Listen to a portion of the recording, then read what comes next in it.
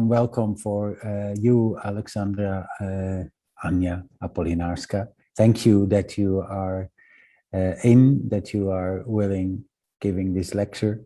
We are really glad to have you.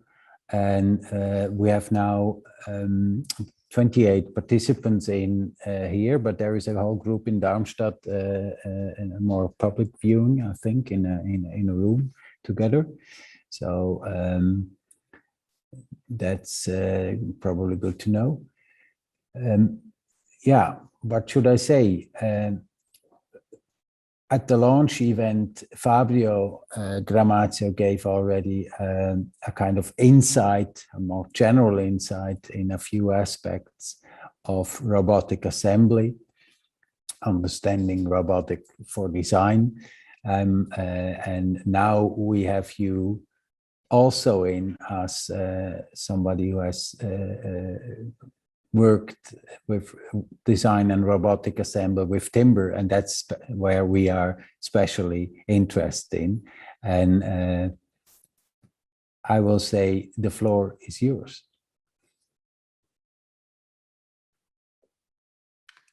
Thank you, Gilbert, for the warm welcome at the invitation. It's thrilled to be to be part of this event. I will show my screen.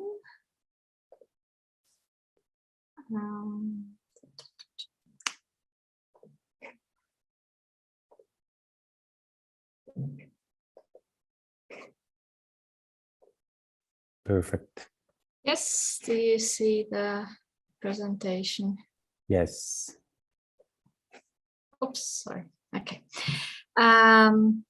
So hello, everyone. I'm a postdoctoral, or actually senior researcher at Gramazio Kohler Research. And over the past years, I've been working on a couple of projects at the chair which pertain to design and fabrication of timber structures. Nevertheless, there were also other projects that were conducted, and I'm happy to present selection of different projects from our chair.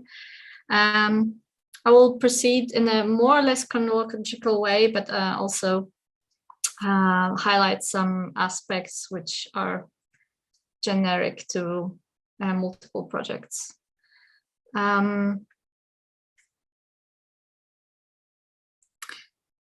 So I will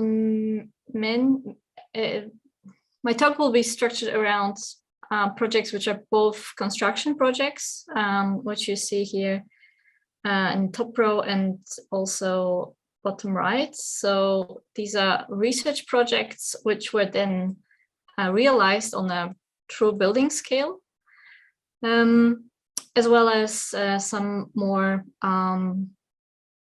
experimental fundamental research projects. Maybe as a little bit banal framing of what I will try to convey is that still, even today, very often in practice, the planning and building process is very sequential. So you start with design, then you figure out how this could be built, and then you build it. I think in the future, it will be much more of a multi-directional process where the design, construction, engineering are developed concurrently. I mean, not construction in terms of building, but fabrication related aspects or constraints will be integrated early on on a design level. So by design, I mean geometry, architectural detailing. Engineering could be structural performance or material-related aspects, in construction here, in this case, digital fabrication and robotic assembly. And I think this overall big name of digitalization, I think this is really enabling this kind of exchange of data in a way that enables this multi-directional integrative, interdisciplinary workflow.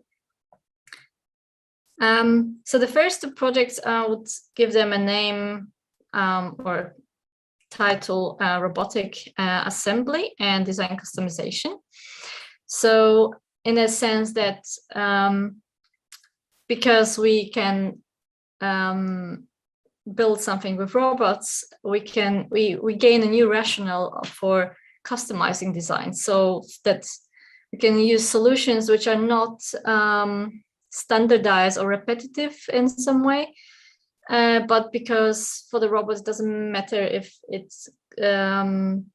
moves to the same point or to different points every time. We can also use different elements. You can customize it with respect to aesthetics, function, structural aspects, and so on.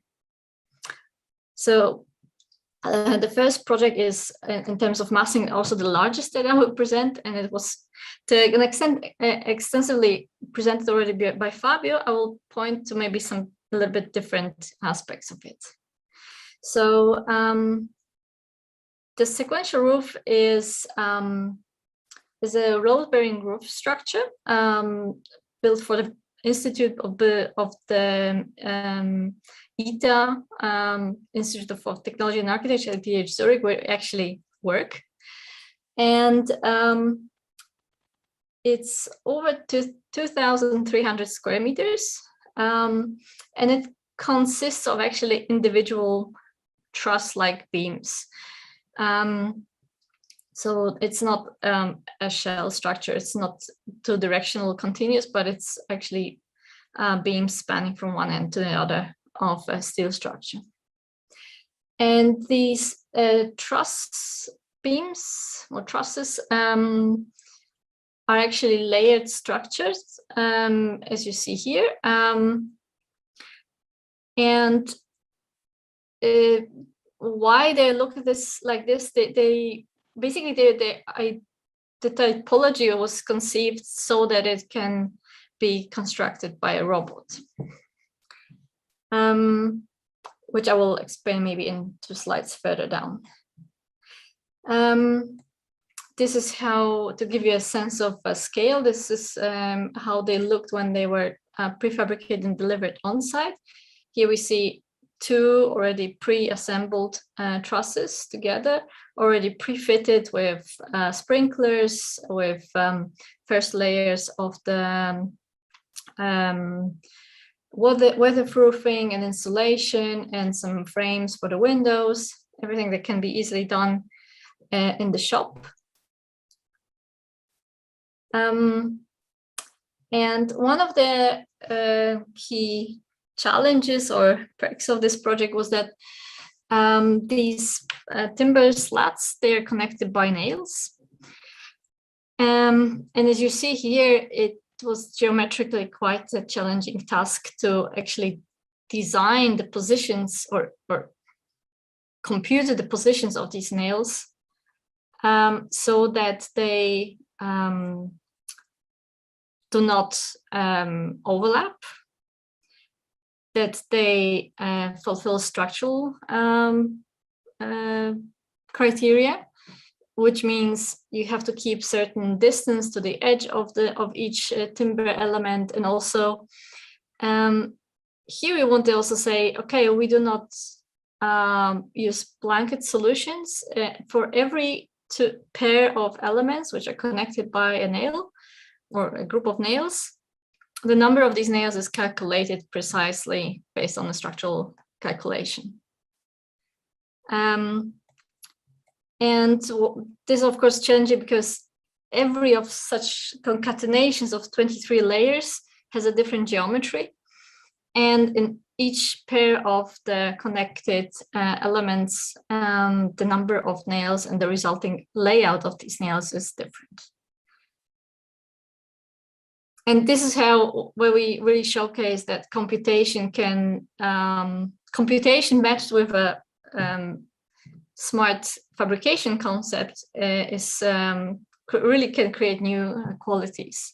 Because for the robot shooting these nails, whether it's on a fixed grid or is it on this rather complicated layout is exactly the same task.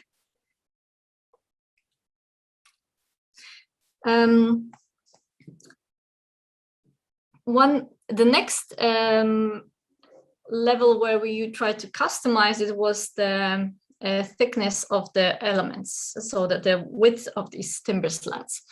So basically, you can imagine if you have to place many nails between two slats, then you need more space, so you have to widen the slats. And of course, this is quite a complicated task. So if I need more space here, do I widen both elements, or just this one, or just this one? And what does it mean to the situation on the other end of the slat? So here again, instead of just going for a worst case scenario where you basically see, okay, where do we need the most nails and what's the size needed there, and then apply it blanket wise to the whole structure, I was trying to figure out how to use the best combination, create the best combination of these different element sizes, so that we use as little material as possible. And just to give you a scale of the problem,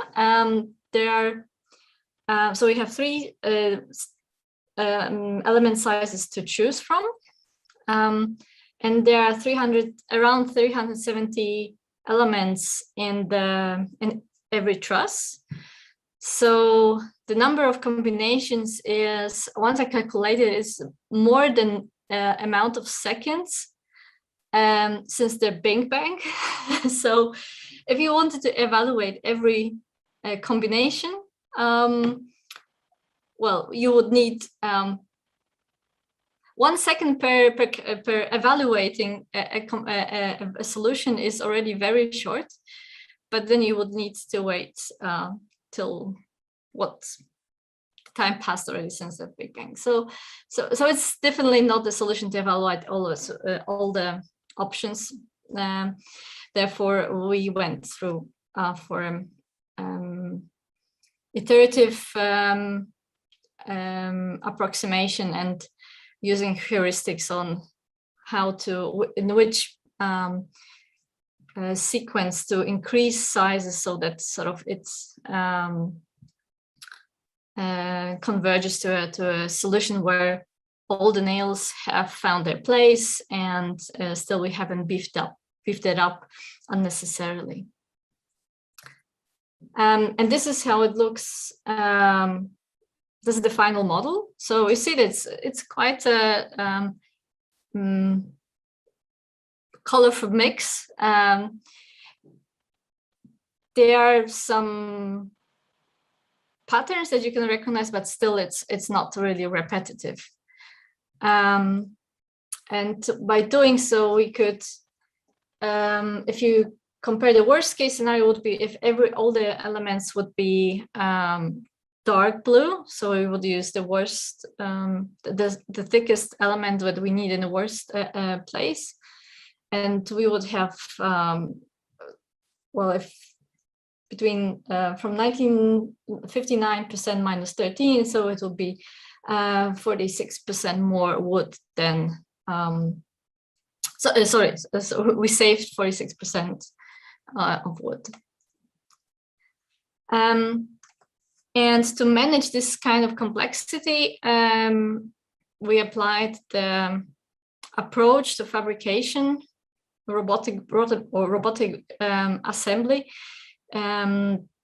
that has been experimented at the chair already very early on, which is basically you produce each of the elements just in time. So you pick stock material, you cut the elements to size, you place it at target position, you join it. In this case, you shoot the nails and then repeat. So you don't have any logistics of hundreds of different parts with every part with different geometry. And this is how it looks then in practice. So, and this is at the contractor's factory, the machine that they actually built or ordered specifically for this project. So you see here, not maybe so well, there's 3 stacks with the 3 different slat sizes. So the gripper picks the right one, cuts it to size. There's puts on a table where there's table saw emerges and cuts the slats at the angle. Then moves it to where the assembly is taking place. And it has a built-in aggregate that shoots the nails one by one. This is how it looks in the video. This video is also available on YouTube. Probably it's better quality or replay quality at least than via Zoom. So here you see how it's cut to place. So first, to clarify, it just shoots one nail just to fix the slats, and after all the slats in one layer have been fixed, then it goes over and shoots the remaining nails.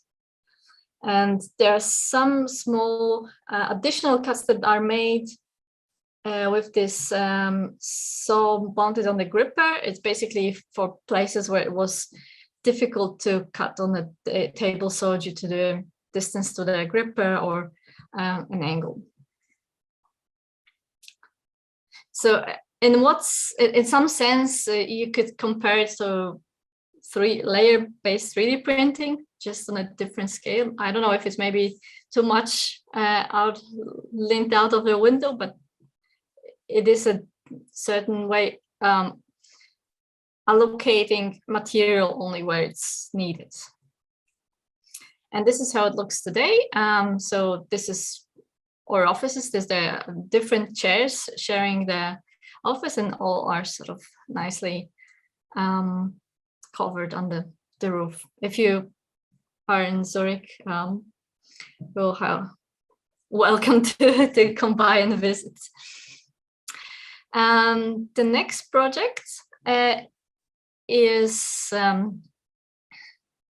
rather recent one, so it's not the next biggest project that happened up to the roof, but I would like to explain it from similar perspective of design and fabrication. So Future Tree is this canopy that is placed at the premises of the client, which is an engineering company, consultancy, which were also involved in the project on the planning and engineering side. And this upper structure is a reciprocal frame. It is mounted on 2 sides to the building, so anchored at the building. It rests in the middle on a column, and the one corner is cantilevering. It's around 10 by 10 meters, and the reciprocal frame, so the small elements are like 380 timber elements plus the ring beam.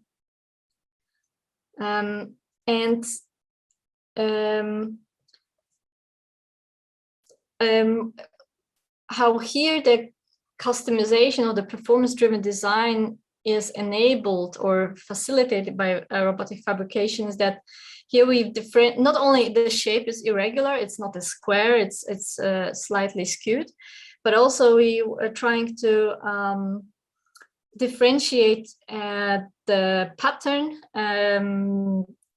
to create different structural behaviors in different areas.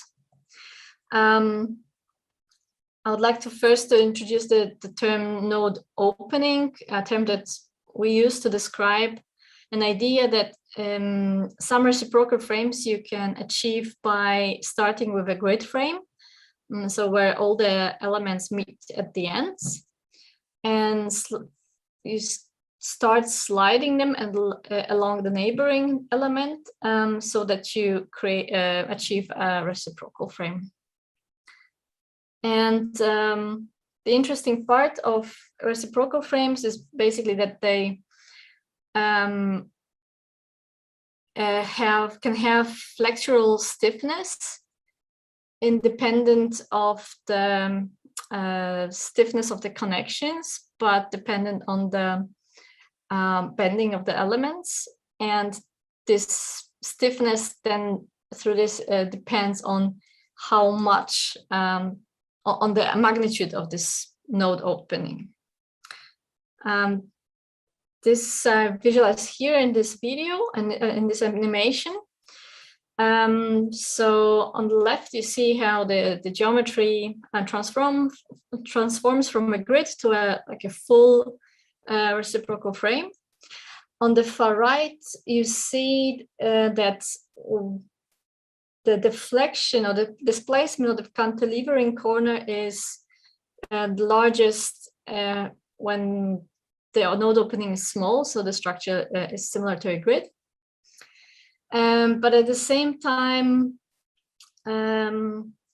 so the larger the higher the stiffness, the less deformation we have. But at the same time, we can it can happen that we get stress peaks locally, which is common for structures that are stiff.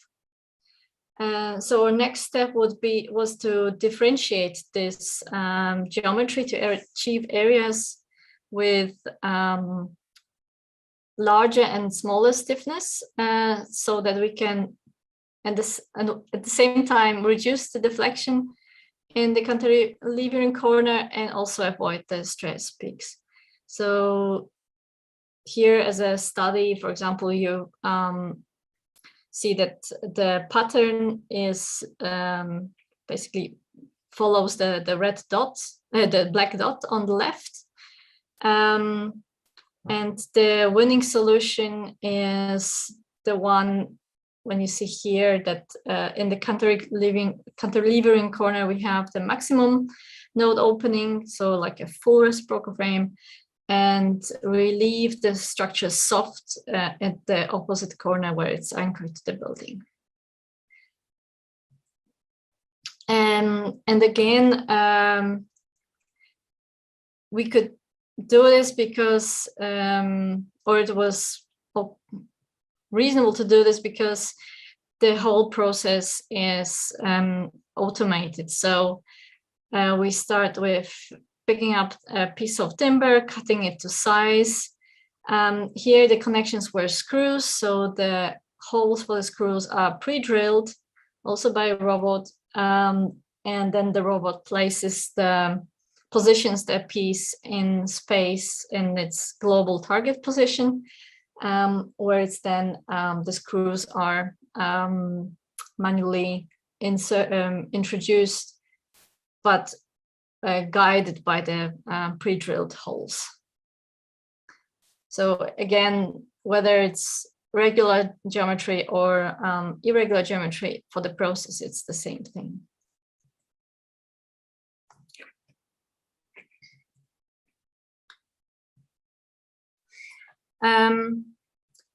Next category I would like to quickly touch upon is what happens if you have more than one robot assembling your structure. So the previous two projects were in terms of path planning, so creating a choreography of movements for the robots to move the element across the space to its target position was not very challenging, because in the sequential roof project, you basically work from the top. So you have a clear approach direction. Here, the structure is not laid down, it's propped up, but still you always approach it from one side. There's not really much difficulty in reaching collision-free the structure. In the timbers in the defab house structure, it's we tried to also experiment what would happen if you could actually use multiple robots to collaboratively work on the assembly, so that maybe they can also help to prop up the structure while it's not fully stable by itself. And the result of it is this two-story part of this DFAP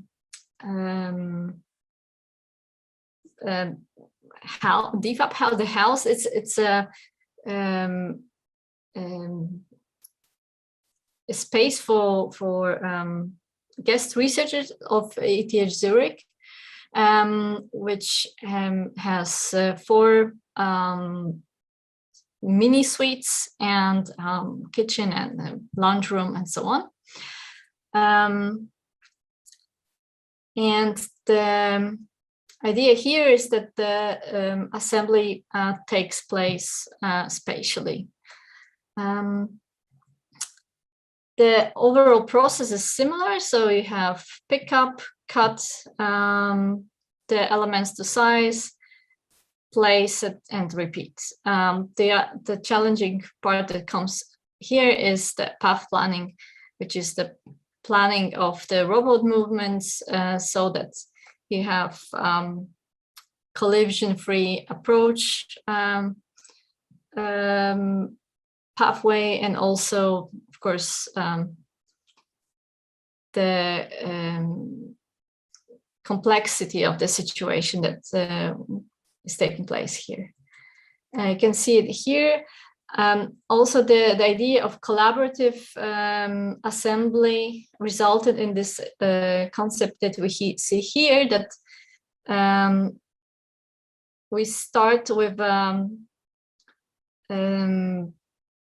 typology that you need first a support of 2 robots until you create this tripod. So until this is fixed, one robot is always holding the already built piece.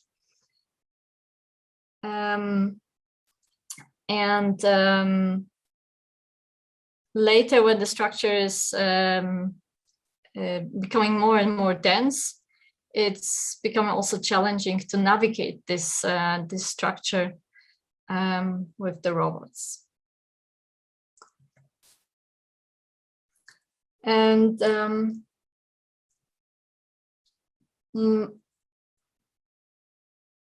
one thing that becomes increasingly difficult, the less sort of areas of certainty you have. So, for example, when in the roof sequential roof project, we were building layer by layer, so we could rely on the fact that the structure is stable; it doesn't deflect. Also, there were some measures put in place to make sure that, for example, the height accumulation of inaccuracies in the height is corrected for it every time. But the more complex the overall assembly process or situation is, the more intolerances and accuracy become a problem. And just to give an overview, there may be different sources of imprecisions in the process. On one hand, the robots can be a source of imprecision. They have good repeatability, but poor accuracy. Then the pickup, so how the robot picks up a piece and how this piece ends up positioned in the gripper. Then there's the form stability of timber. So timber can shrink or swell or deform, twist. Also, when we work with longer and slender elements, they may also deform under gravity. Then CNC machining of parts, although it's usually very high quality, there's still sometimes you have to consider that it might be a millimeter off or 2 or half. And also deformation of the already built structure, but not completely built structure. So until it's sort of self-stable. And as a quick aside, robots, I think maybe somebody might wonder, robots are imprecise. How come? Well, technically they're actually precise, but this is not what we need. We need accuracy. So robots have often a high or very good repeatability, which is synonymous to precision. So if you execute the same sequence of joint movements, you would end up in the same point in space. However, in our projects so far, we do not really repeat the same movement very often. So every time we go somewhere else, and we need global accuracy there. In these industries where robots are applied on large scales and for a very long time, like automotive industry, this is also not an issue, because often the robot will be taught the movement, so calibrated very precisely where it has to go, and then it's basically economy of scale, because this movement is then executed many times. When we adopt industrial robots to a construction or architectural industry with much less repetition in the product, then this becomes an issue. In our robotic setup, this is a view of the robotic hall and the building that's above has the roof. In order to improve or assure certain accuracy at the end of the end effector, we use indoor GPS system. So there are transmitters placed either on the tripods or fixed to the building on the columns, and we place these GPS sensors at the grippers, so that through triangulations they sort of sense what is the current position of and orientation of the gripper, and this can be then corrected easily. This is the close-up of the sensor. These are quite expensive devices, and also they're quite big in the end. I mean, they're not very big, but if you have a very tight situation where you have to meander through a structure, it is additional complexity or stress for us to make sure that we don't break them. However, to address other aspects, for example, the position of the element in the gripper, or if the element was cut with a certain inaccuracy. In another project, our colleagues from partner university, they, for example, scanned the piece and then applied the correction to the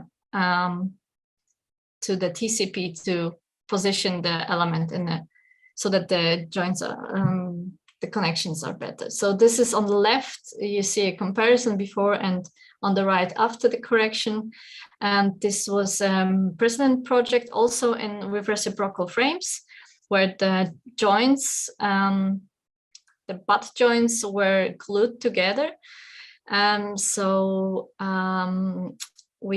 What you see, the black part is a neoprene ceiling, which had some ability to compensate for tolerances. So it could be squeezed a little bit, but this was not covering for all the inaccuracies that we were observing. So it urged us to improve this, and by basically correcting the target position by taking account into the misplacement of element or miscut of the element, it helped us to bring the inaccuracy to an acceptable range. And this question of precision gets only exacerbated when you talk about tight-fitting connections like timber and timber joints. So, for example, in current project, one of my PhD students is investigating a robotic assembly for timber structures with lap joints. And here we have the problem that tight fit connections mean often that you need a certain force to engage two elements. You do it, or you already have, often you have to apply force when, even if the elements are precisely located with reference to each other. But if you have some misalignment, then it's even worse. His idea to solve it, or approach to solve it, is to use, on one hand, classical features like guiding features and chamfering the edges, which help guide the elements to slide into each other. And then this is combined with distributed robotics. What we see here are two robotic clamps. So it's a clamp, but you could say it's like one-axis robot that are synchronized, so that when they push an element which has to engage with two other elements at the same time, they apply force so that it's not only they apply force to really overcome the friction, but also to make sure that this force is applied in a way that we avoid jamming. So when jamming happens, if an element is so misaligned that it just cannot be pushed any further, basically you have to retract and realign and then try again. And here in the video, you can see how it works in practice. These clamps are brought onto the structure also by a robot. So basically you have the robotic arm that has an exchangeable end effector. One end effector is the gripper, which now holds the element. But before, the gripper puts the clamps onto the mating elements. And then there's a different approach to overcoming misalignments while assembling tight fit connections. Here we do not have force, we do not solve for the force friction problem, but we used deep reinforcement learning to guide the robot, the robotic arm, so that it slides in without misalignment. So there is a sensor placed that feels like if it's so that detects basically the collisions or the forces acting on the different parts of the elements, and tries to realign itself in order to insert the pieces. This specific aspect here is that to train the models, it wasn't feasible to train it based on data from reality. We're talking about hundreds and thousands of repetitions, which is not only dangerous, but also costly. The timber would wear out very easily. So the entire training was done in simulation. using the physics engine, and then transferred to reality. The sim to real transfer is a very broad topic and also a challenging one, because you have different things that are occurring in simulation that are not happening in physical world, and the other way around. For example, in simulation, it's very difficult to actually simulate friction, whereas, for example, in the real world, you have sensor noise that you don't have in simulation. In simulation, you can cancel out gravity very easily. In physical world, you have to compensate it for it.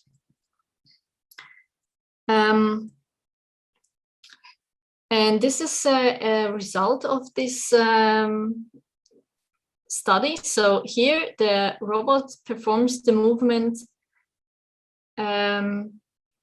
using the trained model. So it receives the data received from the sensor are fed into the model, and from this the agent is calculating the policy of what to do next, so which way to nudge the gripper so that the elements can be inserted. We start on purpose a little bit off from the ideal position, and the gripper sort of can wiggle itself into place.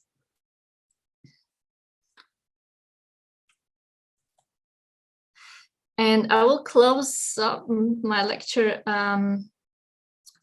on something that is less, is very much related to digital fabrication, but not using robots, but employing augmented reality. So this is a project which we built for and with, again, the same engineering consultancy as Future Tree. And this is a wall, an indoor wall, which has a function of improving acoustic qualities of the cafeteria. So in principle, this is a skyline diffuser. It consists of the same element, but just rotated differently and moved inwards or backwards to create this varied pattern. You can see here, so basically what you need to construct it was this single block, which has basically two cuts, or two oblique cuts, glue, a camera, and this camera is mounted to a joystick to have some basic input and output buttons, and the computer. And how this worked was the camera would scan the already built structure, recognize where it is in the structure, recognize the piece that you want to put in, and it would show you this red arrows where you have to place it. In contrast to some other applications using augmented reality, this system can recognize where it is globally without fiducial markers, which has some also important consequences or opportunities for the design. So, for example, in order for it to recognize without an error where it is, you don't want to have repetitive segments in your design, right? So that doesn't confuse if it's and the left corner or the right corner of the structure. And we use this as a design feature, basically to randomize the orientation and position of these blocks to various degrees, so that you have some pattern, but also it has a varied degree of randomness in it.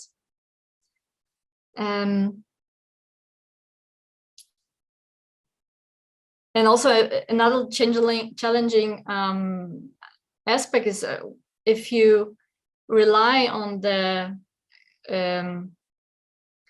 augmented reality system to show you where it is, and the system thinks that the design model should match, or the physical model should match the design model. If you have errors in your build model, for example, accumulation of tolerances, then of course, this is a challenge that has to be addressed as well. So we had, for example, to recalibrate the position of the model from time to time. And I will close with this picture, which I believe sums up the topic very nicely of touching the cellulose.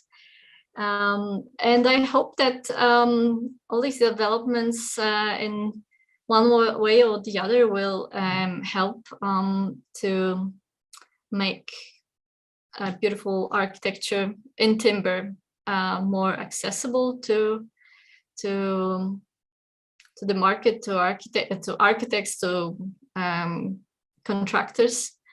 That timber becomes more present in the built environment.